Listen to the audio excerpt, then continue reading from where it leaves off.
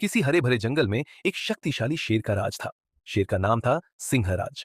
और उसके तीन खास साथी थे, कौवा, लोमड़ी और तेंदुआ।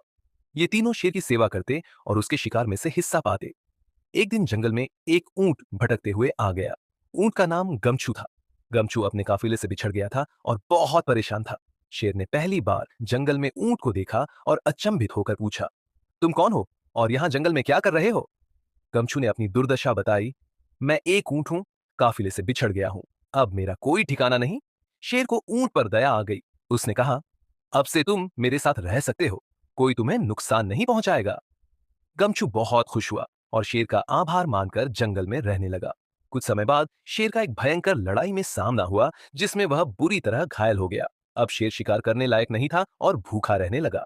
शेर की भूख देखकर उसके साथी कौवा, लोमड़ी और तेंदुआ चिंतित हो गए। कौवा ने सबसे पहले कहा, हम ऊंट को शेर का भोजन बना सकते हैं। लोमड़ी ने भी सहमति जताई। सही कहा, लेकिन शेर ने उसे संरक्षण देने का वादा किया है, हमें इसे चालाकी से करना होगा। तेंदुआ बोला, तो चलो उसे बहलाने फुसलाने का काम करते हैं।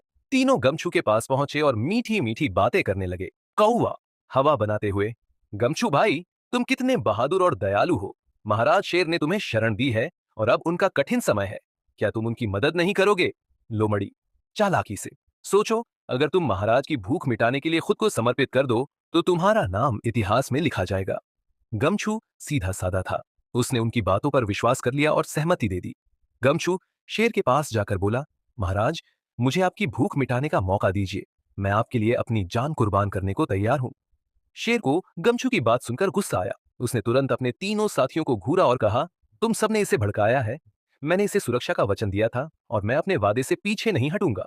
शेर ने कौवे, लोमड़ी और तेंदुए को फटकार लगाई और कहा, धोखा देना मेरा स्वभाव नहीं, तुम सबने मेरी प्रतिष्ठा पर दाग लगाने की कोशिश की है।